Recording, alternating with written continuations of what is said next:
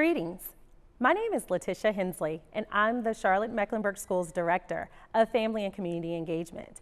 We are excited that you are joining us today and know you will gain great insight from this session. At the conclusion of today's session, please provide feedback so that we can continue to support you with amazing sessions that will be provided throughout the year. Now, without further ado, we'll turn it over to our presenters. Good afternoon, CMS families. Thank you so much for taking the time to join today's Lunch and Learn, focused on back to school basics, school safety, and Title IX processes. Please take a moment to sign in to today's session. The sign-in is displayed on the screen, bit.ly/Family Academy sign-in. It is also within our Q&A if it's easier to click.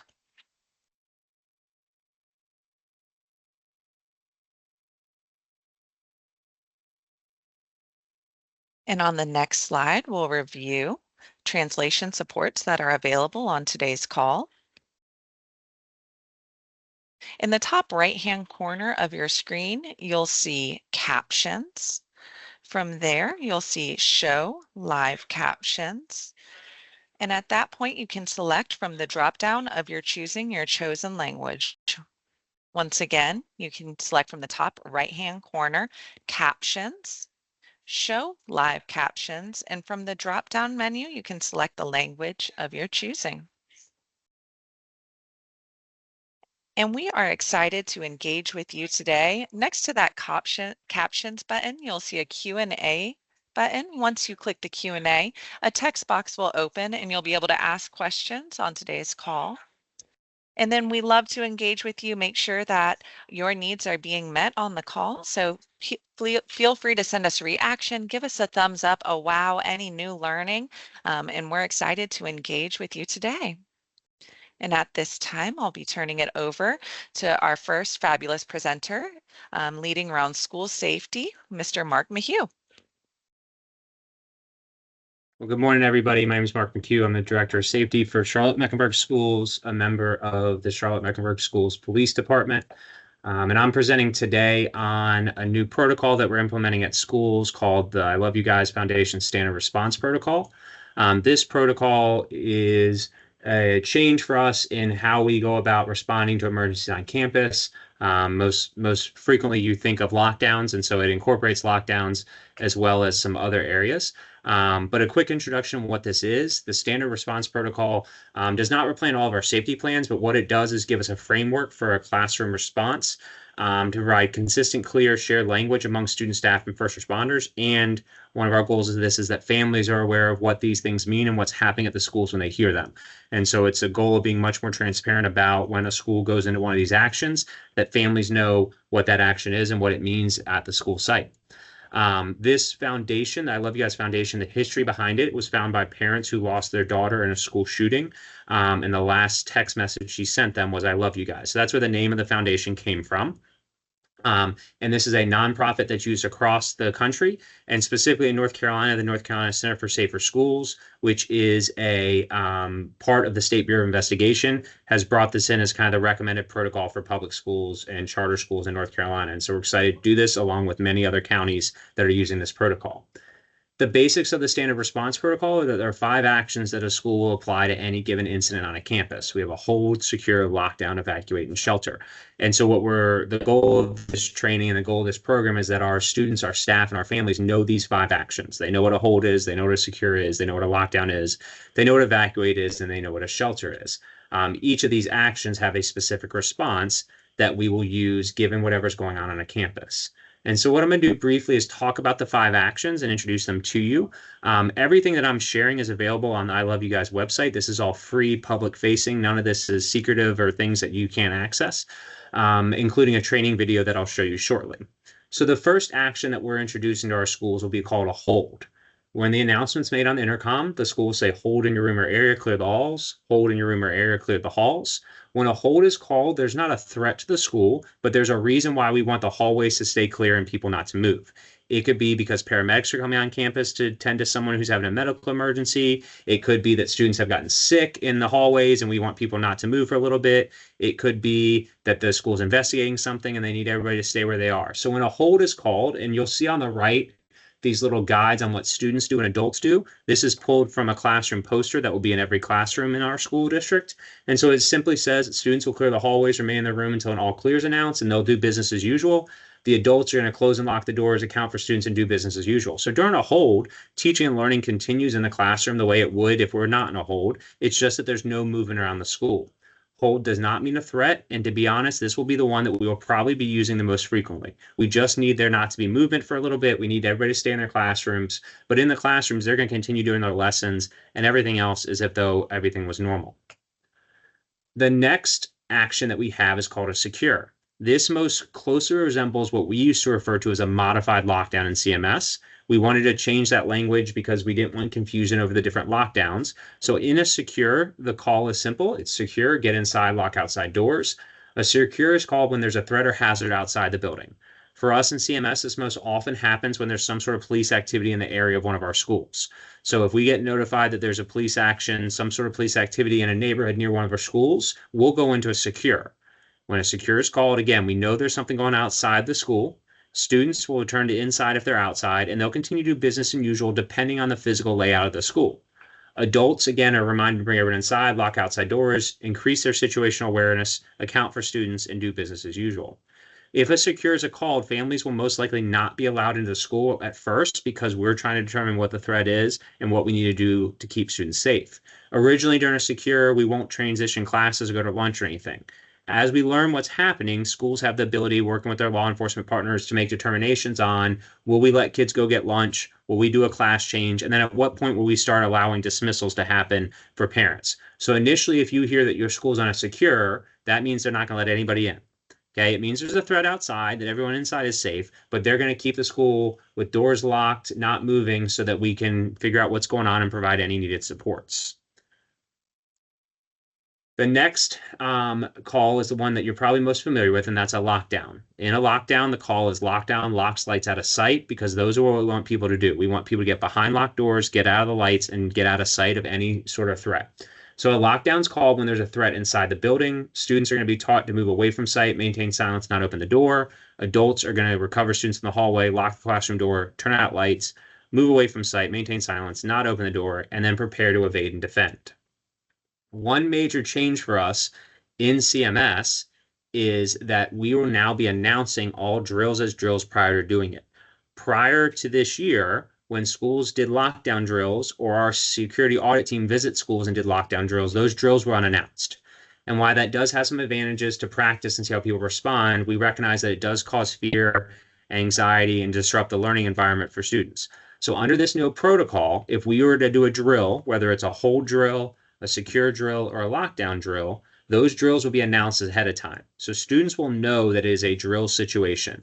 It will be announced, this is a drill, lockdown, locks, lights out of sight. This is a drill, lockdown, locks, lights out of sight. And in a drill, they'll know that. We'll still practice, and then we'll come out of the drill is now over. So one of the big points we want people to understand is that if it's announced as a drill, we're obviously not in any sort of threat situation. If it's not announced as a drill, then we want people to respond as if though it's a real situation. And so we're hoping that by changing the modified lockdown to now the secure protocol, and by announcing drills ahead of time, that our staff and our students understand that if a lockdown is called, we expect them to, or we hope that they will respond accordingly, because we know that it is a real situation that needs to be treated seriously. The next action in this protocol is evacuate to a location. This would most likely be used if there's a gas leak, if there's something going on in the building that we need to get out. Based on our fire code, we will still do fire drills as we've previously done, which are unannounced and are sounded based on the fire alarm ringing. That's the only drill that won't be announced ahead of time. And we don't announce over the intercom evacuate because of a fire drill. We have to sound the alarm and do it as the fire code requires us. But in evacuate, students are going to be told where to evacuate. So it might come on the intercom, evacuate to the bus slot, evacuate to the stadium, evacuate to the practice field, evacuate to the playground. Students will leave their things behind. They have their phone, they can bring it, follow instructions. Adults will bring roll sheets, lead students to the evacuation site, and account for students. And so this, again, would be used if for some reason outside of a fire or fire drill that we need to evacuate the building, we would announce the evacuate. And then the last one, shelter. And this is if there's some sort of strategy that's needed. For us, it will most likely be severe weather or tornadoes. So again, the announcement's called sheltered for severe weather, go to your locations. Shelter for severe weather, go to your locations, so that staff can understand what to do. And again, the goal of this protocol is that we now have, we now have a standard simple language for everyone to understand. We allows for better understanding for process and parents and students. We're hoping that we have clear communication about what's going on in the schools. They're action-based, so we know what to do, and we eliminate confusion with different lockdown calls, because when we hear lockdown, we all assume the worst. And so we shouldn't have all these different lockdowns used on our campuses. And as I kind of highlighted as I went through this, the major changes are we now have this hold and secure protocol, which are new. We no longer will use modified lockdown in CMS. The lockdown drills are announced as a drill. And then in a lockdown situation, a real lockdown is only announced when it's a real emergency. I'm going to show the first part of a training video. I'm not going to show the whole 5-minute video, but this video is available online. If you simply Google, I love you guys, it's obviously linked in this presentation. This training video will be used with middle and high school students in the first few weeks of school to train them on the new protocol. It's produced by the I Love You Guys Foundation. And again, I'll play the first little bit of this just to give you an idea what it is. And then if you would like to watch it on your own time, like I said, it'll be linked in the slide deck and available if you go to YouTube to I Love You Guys and just find their website. Why is this stuff important? There are things the adults don't like to talk about, but if things happen at school, I need to have a plan. And I need to know that the adults have a plan. So I'm going to talk about the standard response protocol. It's all about these simple actions. The first action is hold. Stay in your classroom, clear the hallways. The second action is secure. Get inside, lock outside doors. The third action is lockdown. Locks, lights, out of sight. The fourth action is evacuate. A location will be announced. The fifth action is shelter. The hazard and safety strategy will be announced. So let's get started and learn about hold. Hold in your classroom or area, clear the halls. Hold in your classroom or area, clear the halls. Something is happening in the halls and the school needs to get it sorted out. So we'll stay in our classroom even if the bell rings. Try to do classwork, but remind your teacher to lock and close the classroom door. Won't I be marked tardy for my next class? Not during a hold. And if I'm in the cafeteria or the gym? Depending on what's happening, you might be asked to stay in your area if you aren't in a classroom. Unlike a lockdown, a hold can be released with a PA announcement. Students, all clear, the hold is released. All clear, the hold is released. I'm James. And so again, that is the training video that we will use with students. Our staff has seen that. It's available online. If you just look up I Love You Guys, standard response protocol, anything like that, it will come up. And it is linked in the slide deck. We're not going to show the whole 6-minute video now, but that is available. I encourage you to watch that because it will give you a better idea of these protocols and what's going on in the schools. And that's all we have for the introduction of the standard response protocol. And so we're excited that this protocol is being implemented. We think it will hopefully give our parents and our students a better understanding of what's going on in the schools and how we're responding. And if you have any questions, you obviously can reach out to us through the portal, through the Let's Talk platform, or honestly contact your schools for any specific questions. Hi. Thank you. Sorry, go ahead, Mom. Thank you so much for sharing such valuable information. I'm excited to turn it over to our next presenters today from our Title IX team, Ms. Camille Durham and Mr. John Councilman. Hi, good afternoon, families. It's a really pleasure to be able to speak with you. I just wanted to tell you a little bit about Title IX. I know you hear the name, and just explain some of what we do and our protocols. So this is the heart of the Title IX, which is a federal regulation, and it is basically that no one should be discriminated against on the basis of sex in any institution that is receiving federal funds, which is why CMS Public School has a Title IX department. Our key points and what we like to call our commandments is that we would have thorough, reliable, and impartial investigations. The process should be prompt, effective, and equitable to both parties or all parties. And we try to make sure that remedies act reasonably to stop discrimination, We want to prevent recurrence of any incidents and to remedy the effects of anything that has already happened. And you may ask, what exactly is Title IX? Sometimes we hear it on the news. We hear that our students have to do this training. As I mentioned before, it's a federal civil rights regulation that requires recipients or any institution receiving federal funds that they prohibit any discrimination and harassment on the basis of sex or gender in their institutions. And that basically means that schools must provide equal opportunities for all students in academics, activities, as well as athletics. And they must respond to concerns about sexual harassment, sexual bullying, or any type of sexual assaults. It protects not only students, but employees, and really anyone who would be related to the school that will receive the benefit of or participation in the educational program. So it could be a chaperone, a volunteer working at a school function. So if you are affiliated and working in the capacity of the school, you are protected by Title IX. And when does it apply? So Title IX applies when the alleged harassment or discrimination occurs in the district's education programming or activities. So it has to be a CMS event, classroom, campus, or something affiliated. So even if it's off campus, it is something, athletic game off campus or a field trip that is CMS sponsored. It has to be related to the district's education program or activities. As well as Charlotte-Mecklenburg School, we have to have control over the person that is being accused. So they're our student, they're one of our employees, or someone that we have assigned to work a certain task. We have to be able to have that disciplinary control, what we call control over that person in order for Title IX to apply. And these are regulation requirements, not CMS. These requirements come directly from the federal regulations.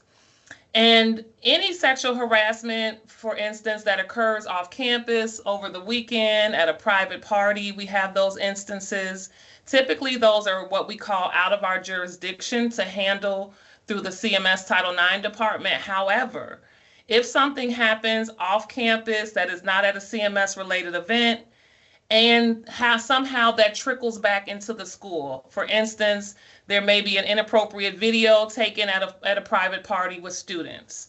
And somehow that video or gossip of that video starts to infiltrate the school day, and that person who is subject to that video starts feeling harassed, embarrassed, humiliated, things of that nature. That is something that we would assess the facts of that case to determine if, when it was brought back to the schoolhouse, if it brings it back into Title IX jurisdiction. Some major Title IX principles that we really stand by just through the regulations and through CMS in general is that when a complainant, and that is the person who is making the report, and has felt like they have received discrimination or harassment, we take their allegation or their report as stated. So it's taken as true at that time that it's received, but at the same time, the person that they are accusing is considered not responsible while that matter is being investigated. So it sounds almost like a weird space. How do you take it as true, but consider that person not responsible? But it is a major cornerstone of the due process that is wrapped into Title IX. So we take all allegations seriously. We put these supportive measures in place, and we'll discuss those a little bit later. They are remedies that we try to put in immediately, maybe moving seats or implementing counseling for the student. It's very individualized, so it's hard to say what a certain situation, but anything that we feel like could stop that alleged behavior taken as true. But we also are not punitive or disciplinary to the accused until or if an investigation shows evidence that proves that that allegation is indeed founded. Okay, our burden of proof, if we do have a formal investigation where the Title IX department investigates an allegation, it's called preponderance of the evidence. And that just means that we have to have evidence that shows it's more likely than not that the allegation occurred as stated and that a violation occurred. So more likely than not, which is a little bit different. You may have heard on TV or be familiar with criminal law, where that is proof beyond a reasonable doubt. This is a lower burden of proof. Again, due process is really key in Title IX. We want to make sure the families understand that no matter what party you may be, if your student is involved in a Title IX, even as an accused, that we are very fair to every party. We are neutral fact finders while we want to protect our CMS community through prevention training and prompt response to allegations of harassment. We know that all of our students are just that, ours, and so we want to make sure everyone is treated fairly, and we understand that an allegation is just that. At the time, it's an allegation. Okay, and you're going to be receiving opt-out notices for student training. It is required by the Office of Civil Rights, so that is not a CMS implemented training. However, we do feel that it does aid in prevention. We also understand that some parents may not be comfortable with their students receiving that training, so we do give you an opportunity to review the slides on the CMS public website, and then there's an opt-out option available. You turn in the form back to your school to say, I do not want my student to take this Title IX training, and it will not be presented to them. Again, this is the Title IX. These are the protections, both discrimination and harassment, and we'll go over a little bit about, in particular, the hostile environment, which is one of the main allegations that we receive. But as you see, it covers discrimination against program equity. That may be athletics related, where the girls' soccer field may be in a disarray while the boys' soccer field, has all of these luxury perks, things of that nature. So while everything cannot be equal, just because land is not always equal, we want to make sure that things are equitable as much as possible. So that is also under Title IX. And then the harassment, quid pro quo, we'll discuss that. That's usually teacher to student, some type of power, even for staff, a supervisor to an employee, asking for something inappropriate in exchange for a benefit, a promotion, and a better grade in hostile environment. And we'll talk about that on the next slide. And again, these under the 2020 Title IX federal regulations, that's the current regulations that we operate under. Many times the federal regulations align with the presidential administration.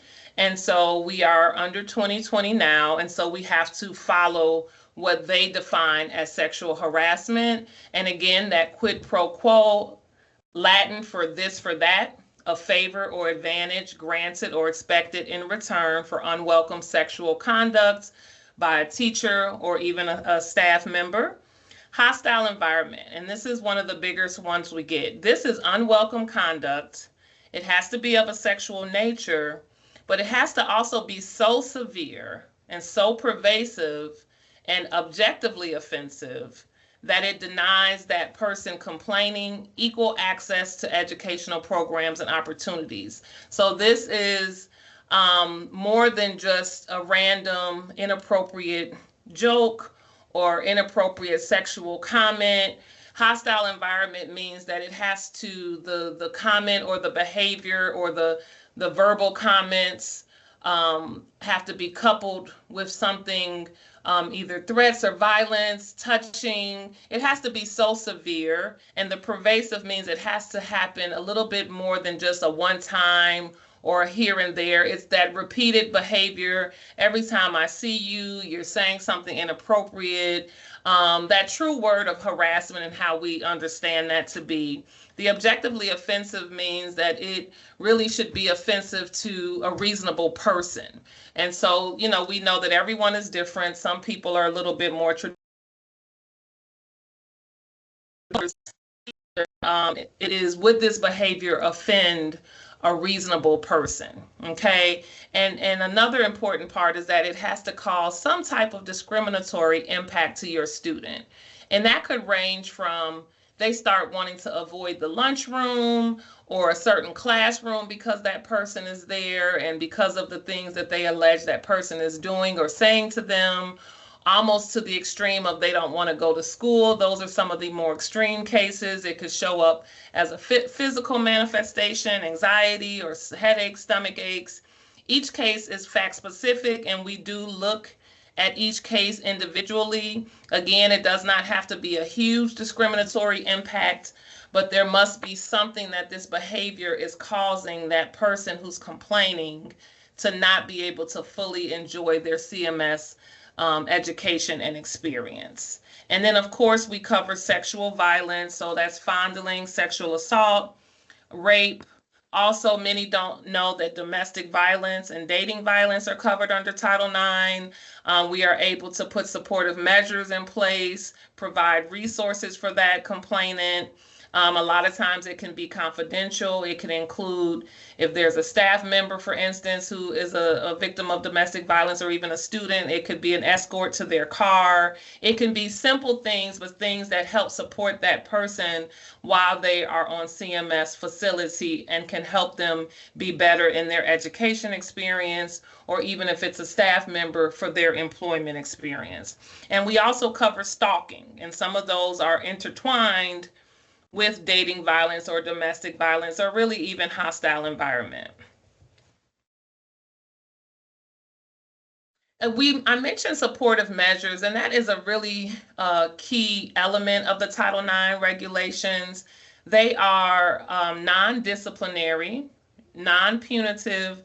They're offered to both the accused, most definitely, and in many instances, even the complainant, and in some instances, even the accused. And in the Title IX world, we use the word respondent for the accused and complainant for the person making the allegation. And they are implemented to ensure equal access to education and restore any potential safety issues that may arise from the alleged behavior. So they help students feel safe and supported during an investigation. Sometimes they can be the resolution of a Title IX matter. It could just say, listen, I just want them to leave me alone, or I don't want to be in the same classroom with them. You know, it doesn't need to be a formal investigation. I just want the behavior to stop. And sometimes supportive measures can be strong enough, effectively monitored to do that. They prevent retaliation and escalation. They show that CMS is responsive and trauma-informed, and most importantly, or a piece of it, is that they're required under the regulations. And we talked a little bit about some examples: schedule change, escort during transition periods. It can be a resource for school-based counseling or a mental health referral. Checking in with a trusted adult, or even a no contact agreement. And of course, those would be mutual. So both parties would be expected to agree and understand to not contact each other. It is not a one-sided, nor is it like a criminal, order of protection or no contact agreement. I wanted to just discuss really quickly, there is going to be a change to the Student Code of Conduct, and you will get this in your parent handbook. Rule 27 used to only cover any sexual misconduct alleged at CMS. We have now separated out and created or converted Rule 28 to cover Title IX exclusive sexual harassment. So those ones that I just spoke about, hostile environment, dating violence. This way, there are some inappropriate behaviors that need to be addressed, need to be disciplined at times and coded. However, they do not rise to that level of that hostile environment, or they may not rise to actual or attempted sexual assault. And so we have that Rule 27 that will allow school administrators to still address those behaviors, but they would not conform to the Title IX regulations and the requirements of the regulations. However, they can still put in safety plans and measures that can help those students. So just because it's not a Title IX, I want you to know CMS still cares about the safety of your students. We're still planning and wanting to address bad behavior and any type of sexual misconduct. It just would not rise to the level of Title IX. So know that there are multiple avenues that we can address and will address bad behavior of that sort. Again, some of the resolutions, if it is indeed a Title IX, falls under those regulation-defined sexual harassment options. You can do the supportive measures only. If your student is a student with a disability, 504 EC, administrators are trained to speak with that student's 504 EC team to make sure that those supportive measures are in alignment with any other plans that that student may need. There's also informal resolutions where both parties can agree to maybe have a restorative circle or things of that nature to learn from bad behavior, how it impacts others. And in situations that are not super egregious, of course, not a sexual assault, nothing with the staff to student would be proper for informal resolution, but student to student, a lot of times is just not understanding the impact of their behavior. So we would love to allow students to have learning moments and healing moments combined. And of course, that formal investigation where the Title IX department has investigators that collect evidence, share it with both parties. There's a separate decision maker at the end of that investigation that decides if that evidence shows, again, more likely than not, that the person accused actually committed the behavior alleged and did it violate a code of conduct rule.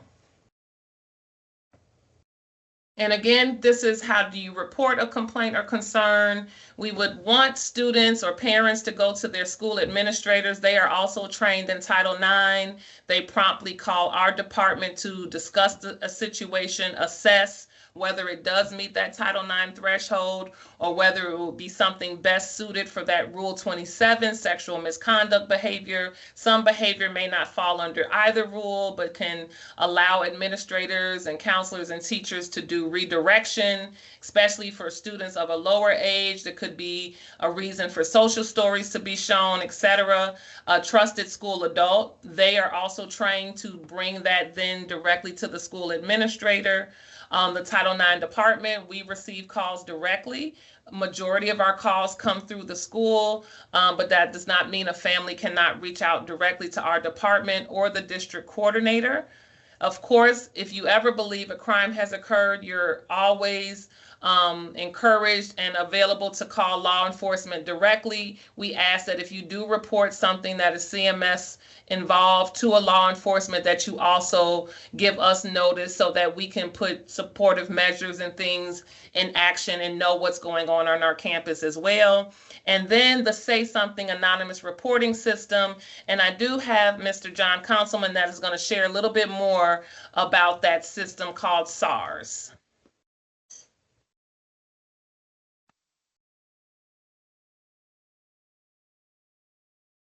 Good afternoon. I'm John Conselman. I manage bully prevention for the district out of the Title IX office. And part of my responsibilities is the Say Something anonymous reporting system, also known as SARS from the acronym. This is not the first year that we are using SARS for our anonymous reporting system. This has been in place for about 4 to 5 years. Last year was the first year we introduced it to our elementary schools, so they're now active in elementary, middle, and high school. What it is it is a way for students to speak up about safety concerns without giving their name. It can be anonymous as in the title. Excuse me.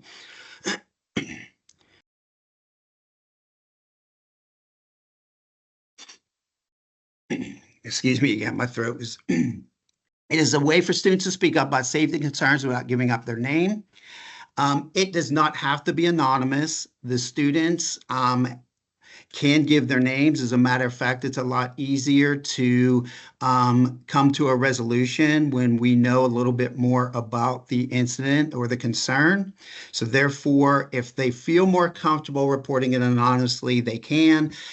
As we progress through, a lot of times we do try to find a little bit more information about the names, and they can be provided at a later time. The system is available to all students, but it's also available for staff and parents as an added layer of school safety. It works in a way where the students are trained in starting in fourth grade. There's a video that students are provided to watch where it just introduces the platform, what it is, where they can access it, and a little bit about how it works. The actual platform can be made online by phone or through the app. We have safety teams available 24/7. The actual Say Something Anonymous reporting system is provided by the North Carolina Department of Instruction to Charlotte-Mecklenburg schools.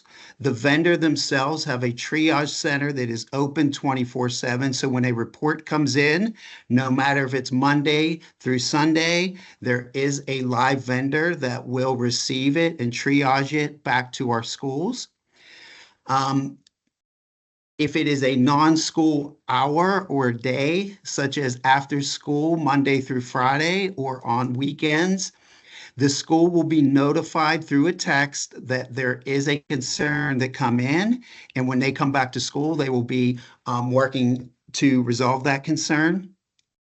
If it is after school hours and it's a life safety, the vendor will alert Charlotte-Mecklenburg Police's will alert the Charlotte-Mecklenburg Police Dispatch Center. They will alert the proper police precinct that the school falls in so that there is a way to react and provide safety during non-school hours. If it happens during school hours, there are teams set up where the vendor triage center will alert the school team at the school. If they can't get hold of the school, they will immediately notify CMS PD Dispatch Center, and they will work on it from there. The way that the schools are notified, there's a team set up by the principal. Those teams will be notified. If it's life safety, they'll be called during school hours. If it's non-life safety, they'll receive an email and a text alert. All reports remain confidential and the reporter's identity is not shared.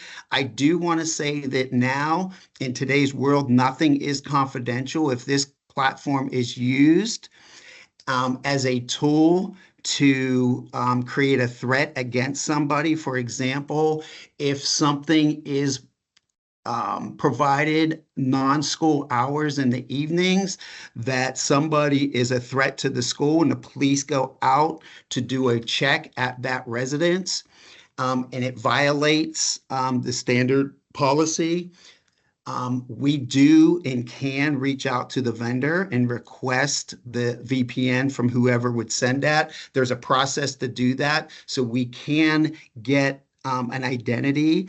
So I don't want to say it's 100% confidential, but we do keep it confidential for the anonymous reporting with the students.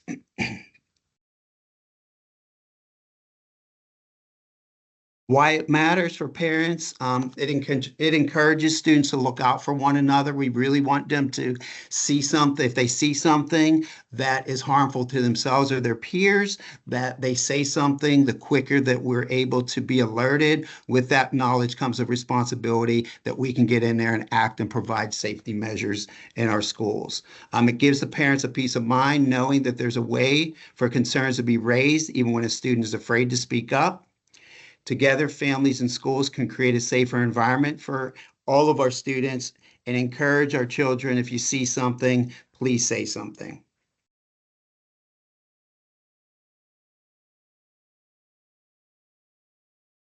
Thank you so much to both of our fabulous teams for sharing such valuable information focused on student safety today.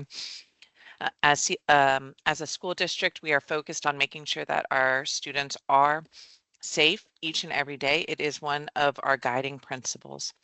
If you have any additional questions, please feel free to reach out to both of these teams via the CMS website for additional support. Thank you again for attending today's Family Academy Lunch and Learn series. Please make sure that you've completed your sign-in, and we hope that you have a safe and successful start to the school year.